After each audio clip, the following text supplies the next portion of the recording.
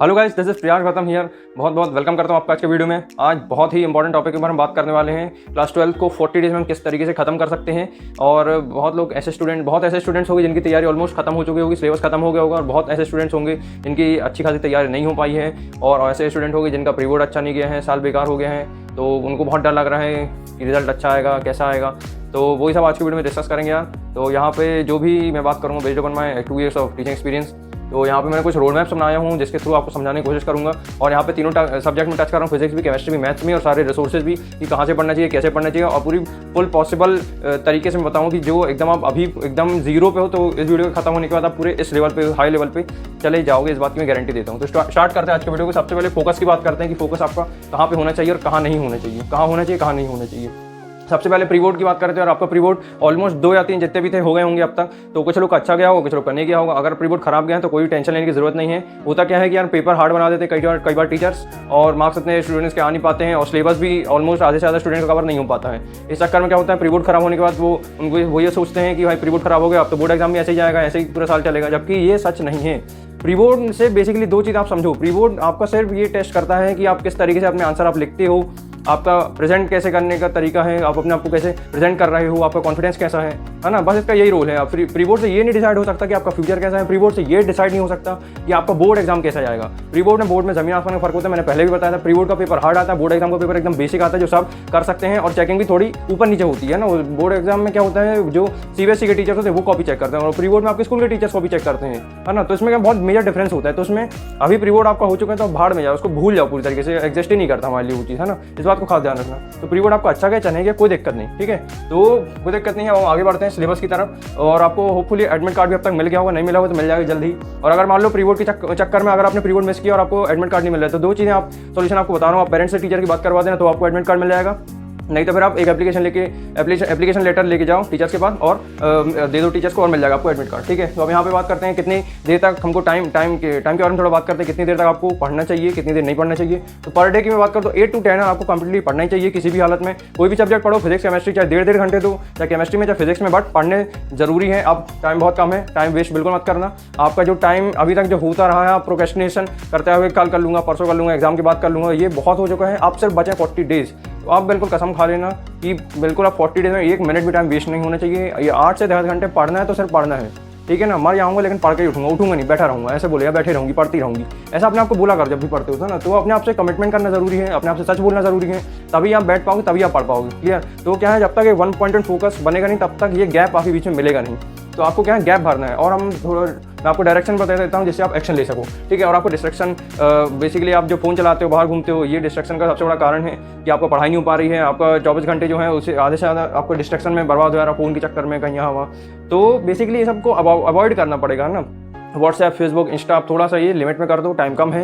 अब अगर आप ये करते रहो तो इसमें पूरा टाइम वेस्ट हो जाएगा, और जो मेन चीज़ जो पढ़ने की रहेगी वही नहीं आप पढ़ पाओगे, तो फिर मार्क्स कैसे आएंगे ना। क्योंकि प्रॉब्लम क्या होती है, जब आपने पढ़ा नहीं और नंबर नहीं आए तो फिर क्या होता है, वो रिग्रेट बनता है कि काश अच्छे से पढ़ लिया होता। और यही दूसरी तरफ आपने अच्छे से पढ़ लिया, प्रिपरेशन में अपने 100% दे दिया, जितना पढ़ना था पढ़ लिया, उसके बाद फिर अगर रिजल्ट अच्छा नहीं भी आता तो भी फर्क नहीं पड़ता, क्योंकि आपने प्रिपरेशन में अपना 100% एफर्ट दिया है ना। तो फिर वो रिग्रेट नहीं रहती है ना। इस 2 बेसिक चीज़ में बताया हूँ, ये दोनों चीज़ को ध्यान से समझ लेना। अब उसके बाद हम आगे बढ़ते हैं सिलेबस की तरफ। सिलेबस यार मैं यहाँ पे पहले अज्यूम कर रहा हूँ कि सिलेबस आपने कुछ ज़्यादा खास कवर किया नहीं है, और अब सिलेबस कवर करना भी नहीं है ना। अब अगर मैं बोलूँ पूरा सिलेबस कंप्लीट करो तो ये बिल्कुल भी मैं आपको रिकमेंड नहीं कर रहा हूँ कि पूरा आप सिलेबस खत्म करो। जितना आपने पढ़ लिया है उतना आप रिवाइज करो, और सिर्फ इंपॉर्टेंट टॉपिक को स्टडी करो। अब ये टाइम नहीं है कि हम पूरी NCERT खत्म करते बैठेंगे, है ना। क्योंकि मैं साल के स्टार्टिंग से बोल दिया था कि अगर आपके पास 5 महीने, 6 महीने हैं या 3 महीने भी हैं, तब आप NCERT पूरी कर सकते हो, सिलेबस कंप्लीट पूरा कर सकते हो। बट अब 40 दिन हमारे पास बचे हैं, तो अभी हमारे पास सिर्फ इतना टाइम रह गया है कि कुछ इंपॉर्टेंट चीज़ हम पढ़ सकते हैं और अच्छा मार्क्स स्कोर कर सकते हैं।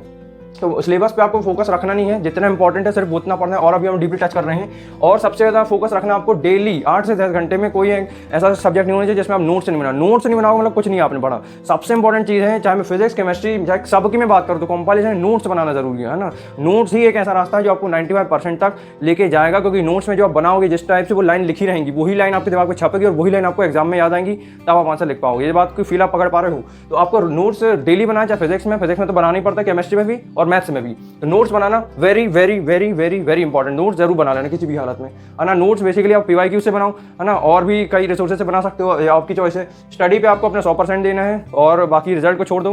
रिजल्ट की प्रॉब्लम हो रही होगी आपको कि रिजल्ट अच्छा आएगा नहीं आएगा, मैं कहता हूँ रिजल्ट को छोड़ दो। रिजल्ट नाम की चीज़ एग्जिस्ट नहीं करती है, सिर्फ आपको अपना फोकस देना प्रिपरेशन पे, स्टडी करना है 100%, ठीक है। तो ये कुछ बात यहाँ पे मैंने बात करें फोकस किस पे रखना चाहिए, है ना। अब हम बात करेंगे फिजिक्स कैसे पढ़ना चाहिए। एज्यूम करता हूँ आप एकदम जीरो लेवल पे हो। सबसे पहले आपको यार स्टडी करना चाहिए डेरिवेशन, जितनी डेरिवेशन है क्लास 12 फिजिक्स की सब एक बार एक कॉपी खरीदो, उसी कॉपी में जितनी 15-20 पेजेस हैं सब भर दो उसमें डेरिवेशन, है ना। डेरिवेशन के पता नहीं कितने वीडियो बना चुका हूँ, एक वीडियो बनाया था इसमें ऑल डेरिवेशन दिए थे, दूसरे में मैंने आपको सारे इंपॉर्टेंट डेरिवेशन दिए थे और सब बता दिया था। तो आप चेक कर लोगे, प्लेलिस्ट में देखोगे तो आपको मिल जाएगा, सर्च करोगे यूट्यूब पे तो आपको मिल जाएगा। डेरिवेशन 15 to 20 मार्क्स में जरूर कर लेना, कॉपी बना लेना, है ना। नोट्स में प्रोवाइड करा दिया था डेरिवेशन का। और न्यूमेरिकल्स बेसिकली 15 to 20 मार्क्स आते हैं, 15 to 20 marks derivation, 15 to 20 marks numericals में बेसिकली मैंने आपको बताया आपको फॉर्मूला सबसे पहले याद रखना है। फॉर्मूला का भी PDF आपको प्रोवाइड करा दिया था, है ना, तो आप उसको डाउनलोड कर सकते हो बाद में। न्यूमेरिकल 15 to 20 मार्क्स जरूर आएगा।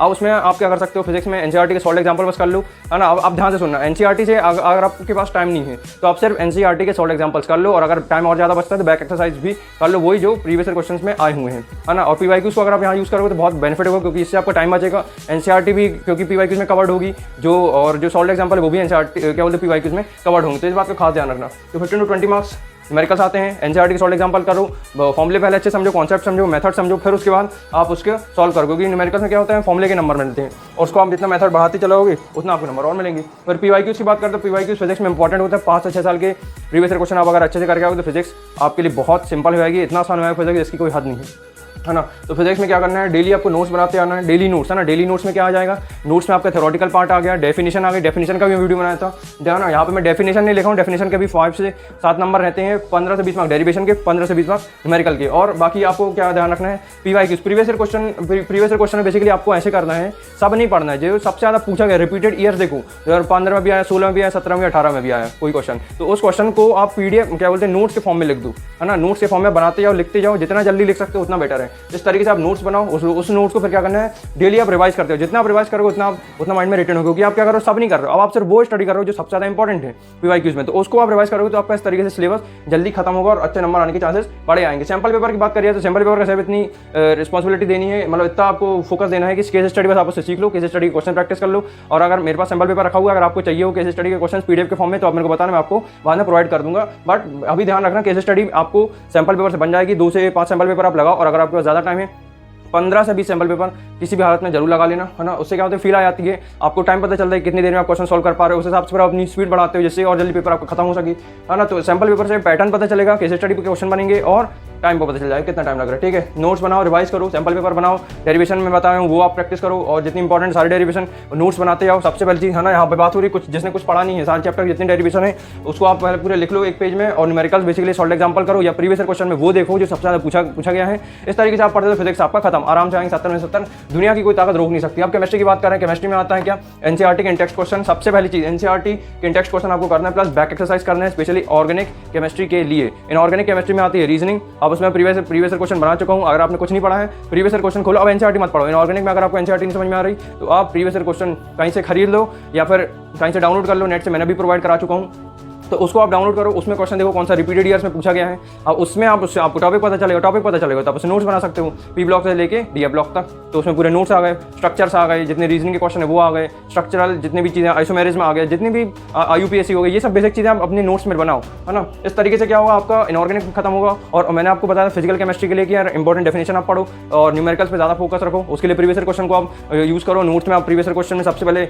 एलिवेशन, बॉइलिंग पॉइंट, कोई भी मान लो टॉपिक आ गया तो उसमें सबसे पहले उसके फॉर्मुले लिख लो एक चैप्टर में, है ना। 2 से 3 चैप्टर मैंने आपको फॉर्मुला शीट प्रोवाइड कराया था, उसको आप इस्तेमाल कर सकते हो, है ना। रिसोर्सेज को, अगर आपको रिसोर्सेज चाहिए तो आप प्लेलिस्ट पे जाओ, डायरेक्ट आपको सारे पूरे रिसोर्सेज मिल जाएंगे, PDF के फॉर्म में मिलेंगे, मजा आ जाएगा। बट अभी हम बात कर रहे हैं कि पढ़ना कैसे है, तो NCERT के in-text question plus back exercise question, है ना। अब मैं आपको बताता हूँ और किस टाइप से इंपॉर्टेंट होते हैं ऑर्गेनिक केमिस्ट्री के लिए। बेसिकली SN1 SN2 रिएक्शन आता है, मैकेनिज्म आता है, अल्कोहल फिनॉल में मैकेनिज्म है, 3 स्टेप्स का इंपॉर्टेंट है, रट लो, करो जरूर करना। और उसके अलावा अरेंज द फॉलोइंग आता है, और डिस्टिंग्विश द टेस्ट आता है। ये जो चीज़ें बता रहा हूँ इन्हीं में से सारी चीज़ें आएंगी guaranteed. SN1 SN2 reaction, naming reaction, है ना। ये कुछ बेसिक चीज़ें जो मैंने ऑलरेडी बता चुका हूँ, फिर से दोबारा बता दिया जिससे आपको समझ में आए। नोट्स डेली बनाओ आप, नोट्स आपको पता चलेगा प्रीवियस ईयर क्वेश्चन से, और जितना आप नोट्स देखोगे पीवाईक्यू से उतना जल्दी आपका केमिस्ट्री खत्म होगा। तो नोट्स डेली बनाते हो, प्रैक्टिस करते हो, फॉर्मूले पहले लिखो, फिर उसके बाद और लिख के प्रैक्टिस करो, तो आपका फिजिकल केमिस्ट्री भी बन जाएगा। प्रीवियस ईयर क्वेश्चन को यूज कर लो। इनऑर्गेनिक केमिस्ट्री को भी इस तरीके से आप नोट्स बनाओ जिस तरीके से मैंने बताया, और ऑर्गेनिक केमिस्ट्री के लिए बता दिया।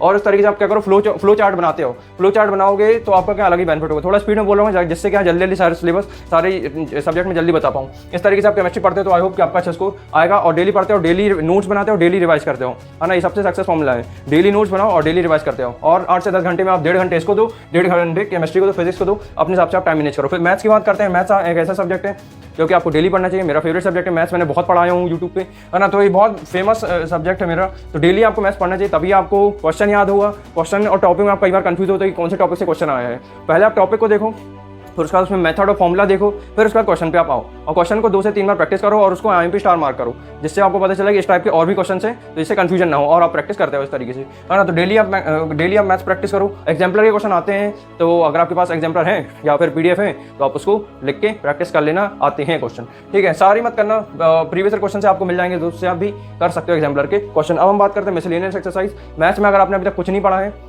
तो सबसे पहले आप पहले पूरे फॉर्मूले लिखो, हर एक चैप्टर के जितने चैप्टर हैं, रिलेशन फंक्शन से प्रोबेबिलिटी तक, आप एक क्या बोलते हैं कॉपी में सारे फॉर्मूलेस पहले लिखो। उसके बाद फिर आपको क्या करना है, मिसलेनियस एक्सरसाइज करनी है ना। कुछ चैप्टर्स की मैंने इंपॉर्टेंट क्वेश्चन मैथ्स के ऑलरेडी प्रोवाइड करा दिया था, जो फॉलो करेगा उसके नंबर आ जाएंगे, और जो नहीं करेगा मेरे को नहीं पता, बट मैंने अपनी तरफ से पूरा कोशिश किया हूँ मटेरियल देने की।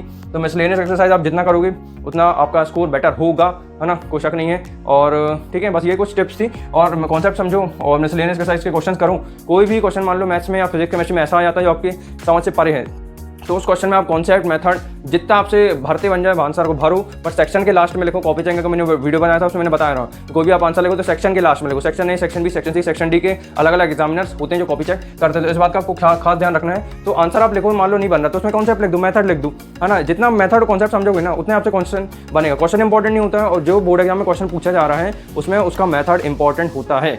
छोड़ के मत आना क्वेश्चन, ठीक है। बहुत इंपॉर्टेंट टिप थी। और आप प्रीवियस ईयर क्वेश्चन मैथ्स के करो यार, बहुत इंपॉर्टेंट टिप बता रहा हूँ। मैथ्स में आपने NCERT मिसलेनियस कर लिया, छोड़ो मिसलेनियस भी छोड़ो, अगर आपने सिर्फ प्रीवियस ईयर क्वेश्चन बस पढ़ लिया तो आपका सारा काम बन जाएगा, क्योंकि मिसलेनियस के question already previous year question में कवर्ड होंगे।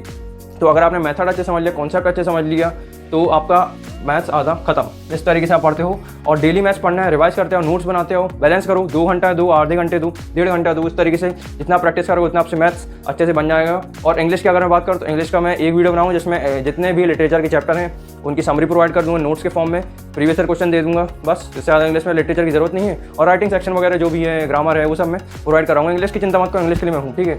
तो इस तरीके से अगर आप पढ़ते हो तो आपका फोकस क्लियर हो चुका है। मैथ्स मैंने बता दिया, फिजिक्स बता दिया, केमिस्ट्री बता दिया। अब इसके बाद अगर आपको रिसोर्सेज चाहिए, प्लेलिस्ट सेक्शन में आप जाओ, मैथ्स, फिजिक्स, केमिस्ट्री लाइन्स आपको तीनों प्लेलिस्ट दिखेंगी, उसको डाउनलोड करो, है ना। और भाई नोट्स डाउनलोड करो और पूरा फॉलो करो। किसी की हिम्मत नहीं है कि आपके नंबर रोक सके, है ना। बहुत टाइम है, 40 डेज हमारे पास बहुत होते हैं, आराम से अच्छा स्कोर कर सकते हो आप, है ना। बढ़िया रिसोर्सेज हैं, सब आप डाउनलोड करो। जितना प्रैक्टिस करते हो अपनी तरफ से पूरा 100% दो, पूरा प्रिपरेशन पे अपना 100% दो, और अच्छे नंबर आएंगे, ये मेरी गारंटी है। उम्मीद है, मेरी उम्मीद आपके साथ है, विशेष आपके साथ है। Best wish from my bottom of my heart कि आप अच्छा स्कोर करोगे बोर्ड एग्जाम में। और बाकी मैं हूँ, और कोई भी दिक्कत हो तो आप बताओ मेरे को, मैं आपकी प्रॉब्लम का सॉल्यूशन निकालने के लिए तैयार हूँ, ठीक है। इसी के साथ पढ़ाई करते रहो। All the very best. हार नहीं मानना है, कॉन्फिडेंट रहना है, डटे रहना है, डरना नहीं है, एकदम डरा के आना बोर्ड एग्जाम को फोड़ देना, ठीक है। All the very best, thank you and bye.